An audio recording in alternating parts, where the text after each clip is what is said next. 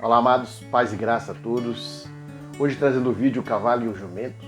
A gente vai ver algumas diferenças entre o cavalo e o jumento, biblicamente, e por que Jesus escolheu uma jumenta para fazer sua entrada triunfal em Jerusalém. Esse vídeo nós vamos abordar.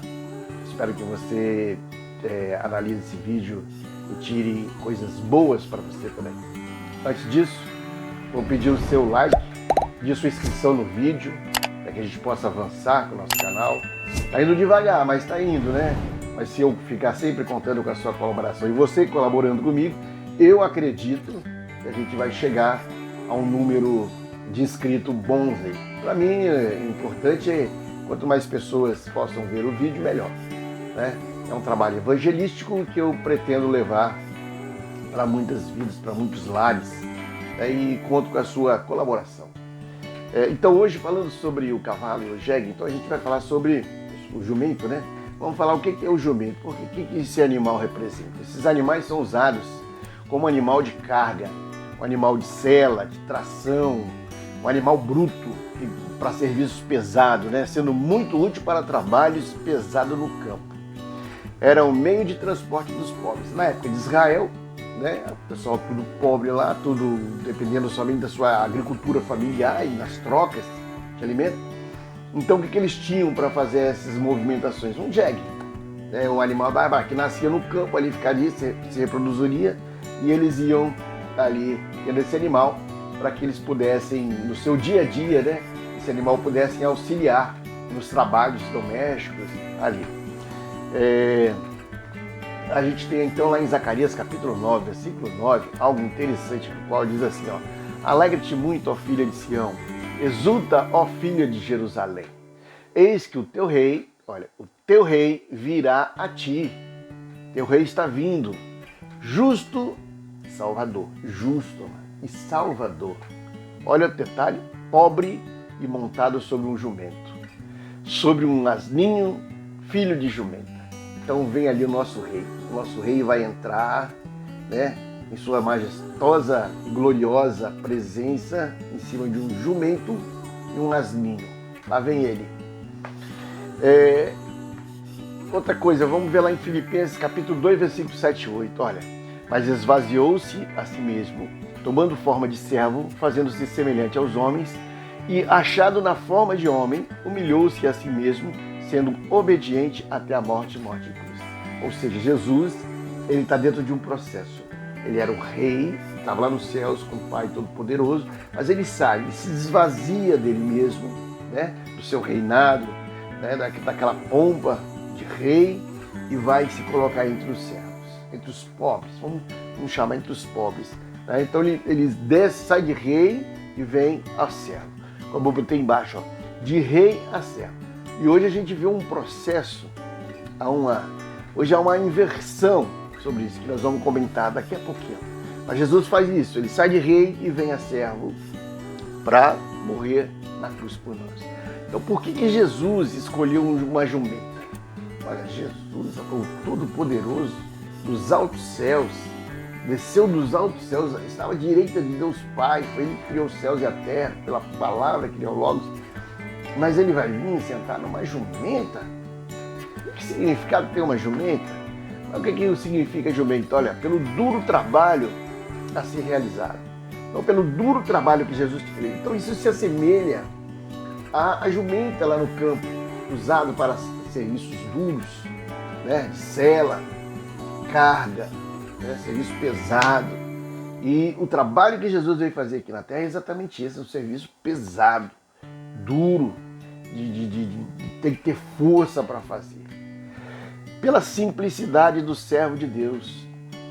Como que a jumentinha é? Aquela coisa simples, né? Não tem nada de bonito dela. Você pode olhar que a jumentinha não tem nada de bonito, né?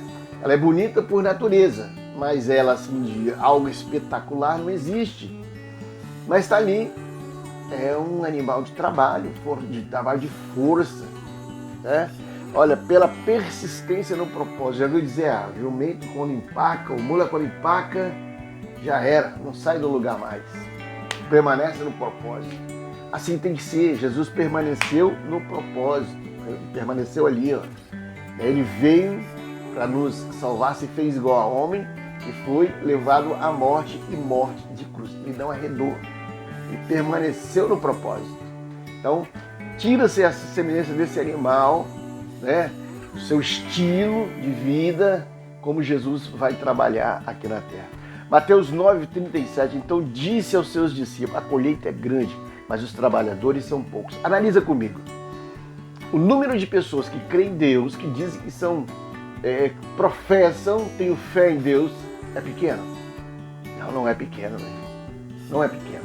O número de pessoas que professam o nome de Deus, dizem ter fé em Cristo, em Deus, é muito grande. Mas só que o versículo diz, mas os trabalhadores são poucos. Ou seja, é muita gente, mas os que de fato trabalham é minoria.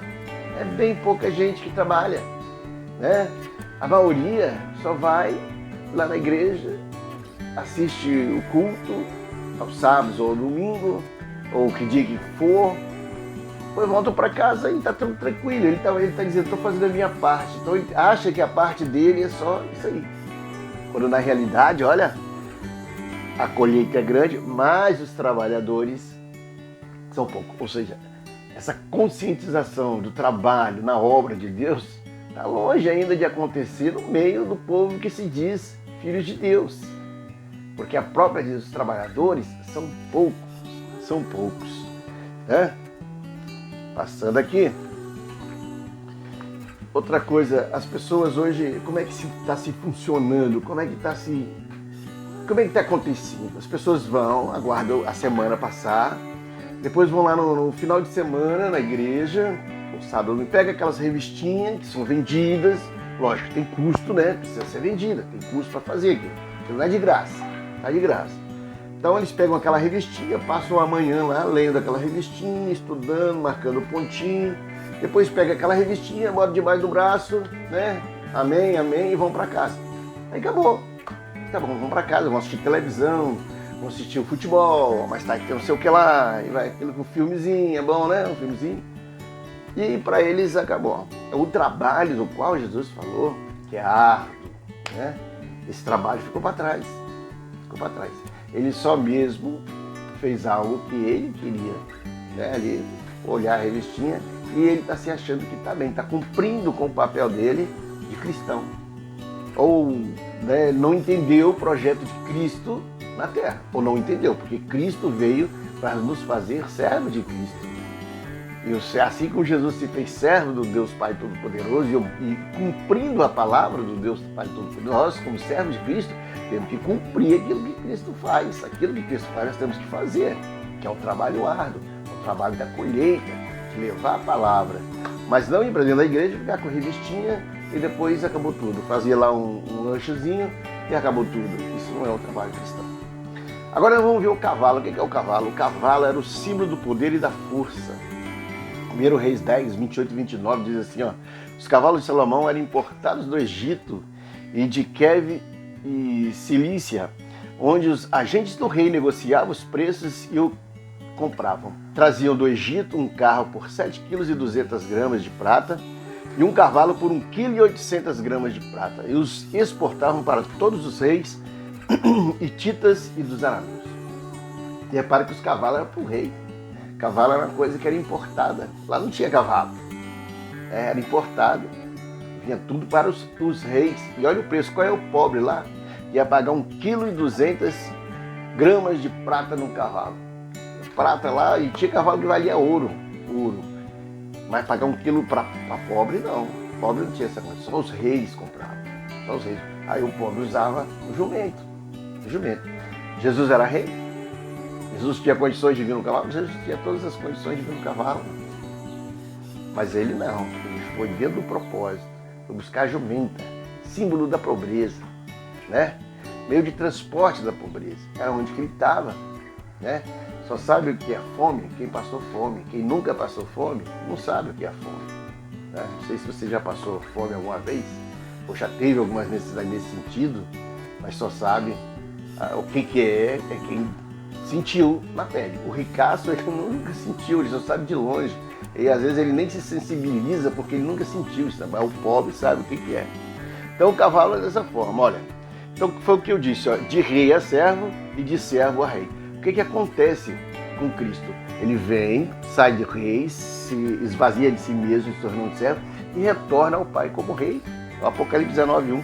E depois dessas coisas ouvi no céu uma grande voz de grande multidão que dizia: Aleluia! A salvação e a glória, a honra e o poder pertencem ao nosso Deus. Ou seja, está concluído a obra do Senhor, está concluído. Ficou na nossa mão a segunda parte, para que a gente pudesse dar continuidade à obra de Cristo aqui na terra. É responsabilidade minha e sua. Aquele compromisso do trabalho árduo está nas minhas mãos, está nas suas mãos. Se nós pegarmos revistinha, ler revistinha, depois à tarde ir para casa descansar e dormir até tarde, assistir televisão, futebol, acabou, não estamos em trabalho nenhum. Nós vamos ser um daqueles, nós vamos só simplesmente ser um daqueles de que não trabalhou na obra do Senhor. E os trabalhadores são poucos, nós não vamos estar dentro daquele grupo de poucos trabalhadores. Eu prefiro estar dentro daquele grupo de poucos trabalhadores, mas estar dentro do que ser muitos e não trabalhar, né? Ó, trocando o jumento pelo cavalo. Algo interessante, trocando o jumento pelo cavalo. Hoje em dia, muitos líderes religiosos desfrutam do luxo, enquanto muitos fiéis passam por problemas financeiros, né? Quantas igrejas você vê, irmãos? Pastores com carrões, aviões, hein? Com aviões, fazendas, líderes de igreja, né? Fazendas, iates, carros de luxo, viagens e mais viagens internacionais. Isso aí não precisa falar, só você busca aí. Hoje o meio de comunicação está tão fácil, né, pela internet, que você já acha logo, não fica nada escondido. Então quantos tem aí? Quantos deixaram o jumento para pegar o cavalo? É mais fácil você pegar o cavalo todo pomposo, bonito, caro, né? Símbolo do poder, símbolo da riqueza. Ele senta em cima do cavalo, fazendo o contrário daquilo que Cristo fez. Olha, quantas vezes você vê nas igrejas pedidos de grandes ofertas em troca de bênção? Você vai contribuir aqui com R$2.000 e Deus vai te dar uma bênção enorme. Isso é mentira. Isso é uma mentira. Eu vou nem classificar qual é o nome dessa mentira. Isso é mentira. Bênção não se vende. A bênção é de graça. O Senhor dá para você a hora que Deus bem entender que você merece. E você merece a bênção, meu irmão, não é porque você paga por elas, não. Você merece a bênção pelas suas atitudes cristãs, né? Pelo seu procedimento, de como você está na obra do Senhor. É quando você dá orgulho a Deus, como Jó deu orgulho quando Deus disse: olha o meu servo Jó, homem íntegro, né? Aí vem a bênção para você. Você não vai pagar por bênção, que Deus não precisa do seu dinheiro nem do meu dinheiro. A bênção é de graça, né? Pastores que cobram até R$20.000 por palestra. Você acha que esses palestrinhos, esses pastores que você vê aí, nossa, adoro aquele pastor, ele fala tão bem. Você acha que tudo aquilo é de graça? É para pregar o evangelho? São pastores que cobram R$20.000, R$25.000, R$18.000 por palestra, para palestra, naquele tipo de palestra. Ele está levando o quê? Ele está levando um dinheiro para casa. Ele não quer saber se você absorveu, ele quer levar o dinheiro para casa, os R$20.000.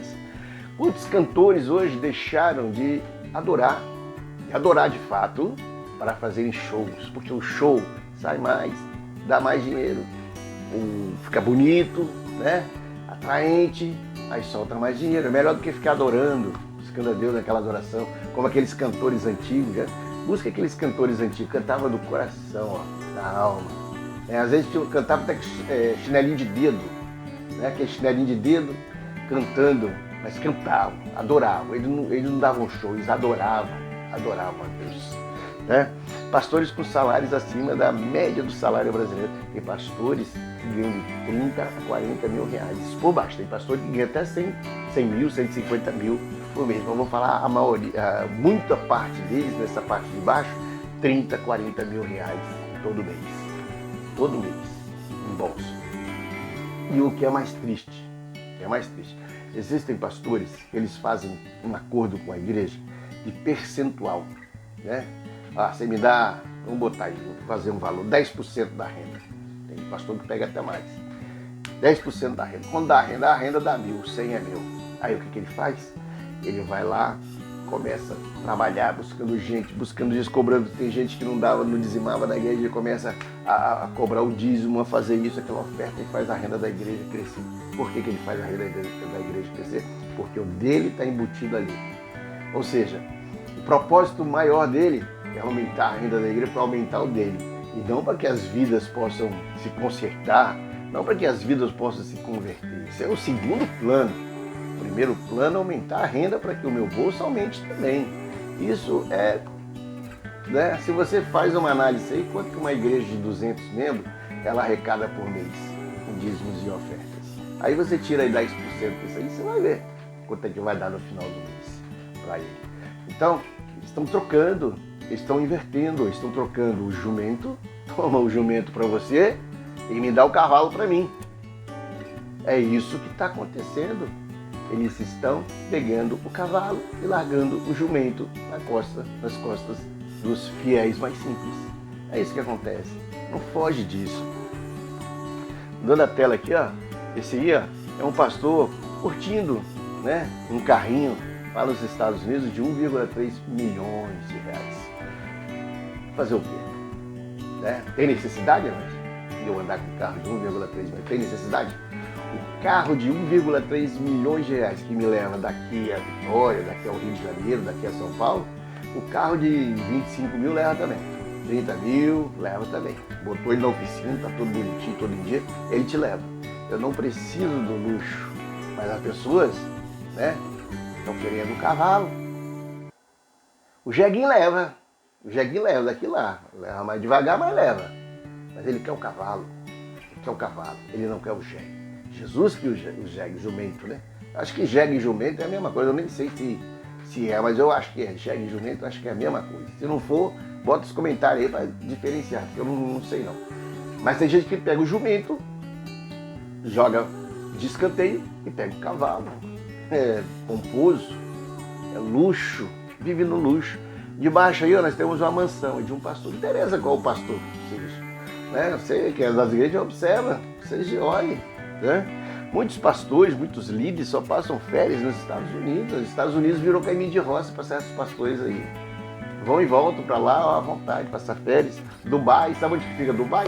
Nossa, se você não olhar lá no mapa e você nem sabe onde fica Dubai, uma cidade luxuosa lá do Oriente Médio, né? Israel, vou muito para Israel, direto dentro de Israel. Um dinheiro de quê? Que dinheiro? Aquele que sai do seu bolso, do meu bolso, que era para investir na obra, né? Crescimento da igreja, para crescimento da igreja. Dízimos e ofertas é para crescimento da igreja. O pastor é digno do salário? Lógico, o pastor tem que receber, ser assalariado, ter um salário que a família seja viva confortavelmente, né? Eu sou a favor que ele tenha um salário onde a família viva confortavelmente. Hoje, por exemplo, eu vou te dizer, um salário gira em torno de 5, 6 mil reais, né? Para poder ele ter uma vida tranquila ali com a família, com os filhos dele. Né? Nem muita gente, não é todo mundo que tem um salário desse, mas em função da posição que ele está, de cuidando de vidas ali, é muito trabalhoso. Então, nessa faixa ali, no máximo nessa faixa, eu acho que é o suficiente para ele ter uma vida muito boa. Então, eu não sou contra salariar o pastor, sou a favor, desde que ele tenha um salário dentro dos padrões. Agora você ganhar 30, 40 mil, 50 mil reais por mês, aí é difícil, muito difícil. Olha, a bênção, ela não é comprada e nem barganhada, a bênção é de graça. E muitos deles querem negociar as bênçãos.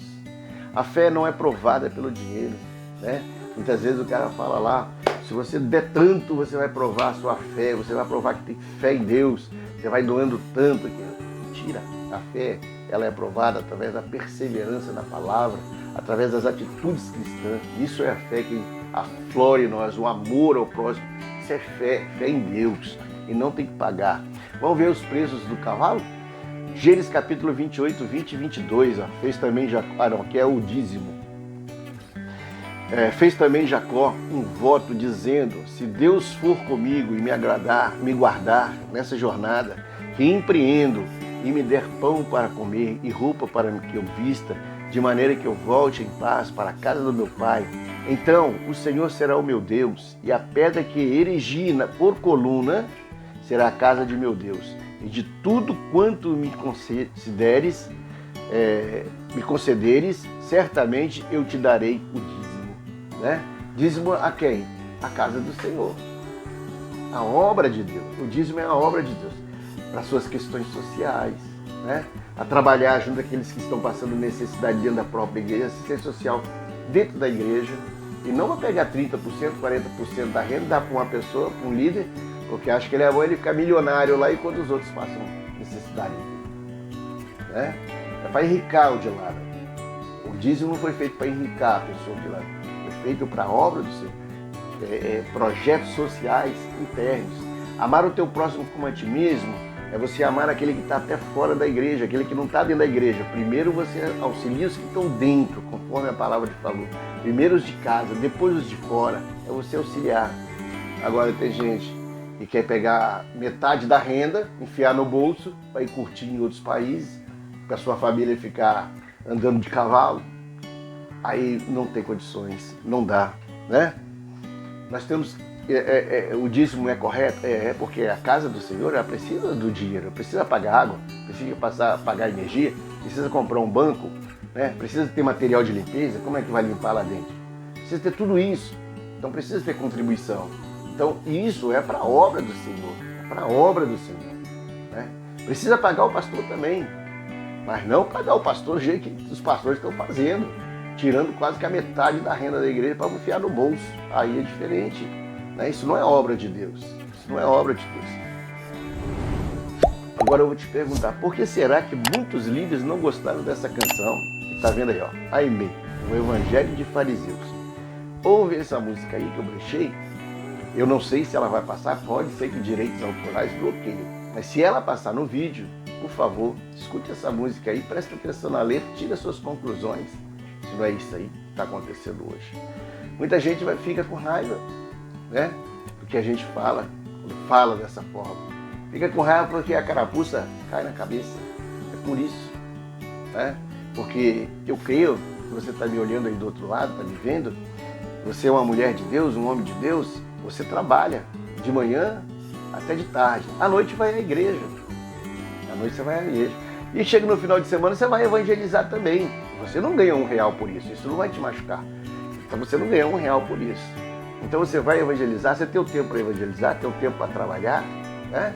Então, e ganha seu saláriozinho e vive tranquilamente, com a bênção de Deus. Então todos deveriam ser igual a nós mesmos, né? O pastor é trabalhador, a função dele é ali na igreja, dando assistência, pregando, preparando o sermão, aquilo que ele é o canal de Deus ali, preparado para poder levar a boa palavra aos corações, converter pessoas, trabalhar no evangelismo, incentivar os irmãos na igreja a trabalharem na obra do Senhor, né? Então ele é digno do salário dele. O que não pode acontecer é explorarem a casa do Senhor. Explorar a casa do Senhor, além de crime, né? É pecado. É um crime espiritual. É um crime espiritual. É pecado. Então escute a música e que Deus possa nos abençoar, Deus possa te abençoar, trazer esclarecimento da palavra e que você perceba, né, nas lideranças aí das igrejas como é que está sendo isso. Não desperdice o seu dinheiro para colocar no bolso para que essas pessoas fiquem ostentando aí com carro, aviões, fazendas, né? Mas se você quiser ajudar a Deus, quiser contribuir com Deus, pega esse dinheirinho que está no seu bolso aí, compra um alimento, tipo 1 quilo de arroz, ou 2 quilos de arroz, ou 5 quilos de arroz de feijão. Você escolhe uma pessoa pobre, uma pessoa que está passando de fato necessidade, né? Uma pessoa de fato, você vê que tem muita gente passando necessidade. Você doa ali um quilo de arroz, 1 quilo de feijão, qualquer coisa. Rapaz, aquilo vai fazer uma diferença na vida daquelas pessoas que você nem imagina, né? É aquilo que Jesus disse, ó, tive fome e não me deste de comer, tive sede e não me deste de beber. O que é isso? Isso é o que eu estou dizendo aqui agora. É você pegar, estamos aqui, ó. Você chega lá na sua igreja, estamos dinheiro aqui, não sabe nem para onde vai, não sei, ele que dê conta a Deus. Mentira, você é responsável também por isso. Que Deus possa nos abençoar. em nome de Jesus. Teve um barulhinho aí, né? O portão abrindo, mas que Deus possa colocar suas mãos sobre as nossas cabeças e derramar a bênção que nós necessitamos. Amém. Fazemos campanhas para nós mesmos, eventos para nós mesmos, estocamos o maná para nós, oramos por nós e pelos nossos. O reino virou negócio, o dízimo importa mais do que os corações. Enquanto ele tá querendo quem nós nem pensamos ou nos preocupamos, oramos errado há séculos, dias, horas e anos. Nos afastamos. Há um evangelho de fariseus, cada um escolhe os seus e se inflamam na bolha do sistema.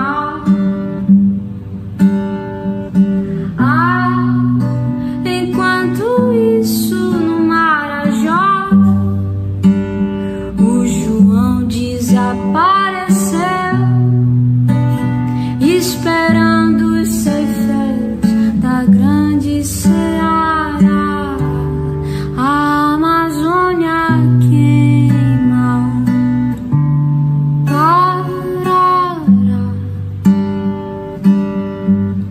Uma criança morre.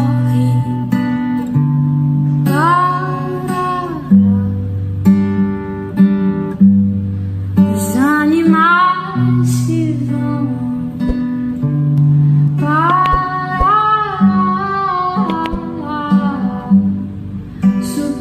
Superaquecidos pelo ego dos irmãos. Um evangelho de fariseus. Estamos apodrecendo o corpo de Cristo. O sangue não tá circulando, o sangue tá coagulando.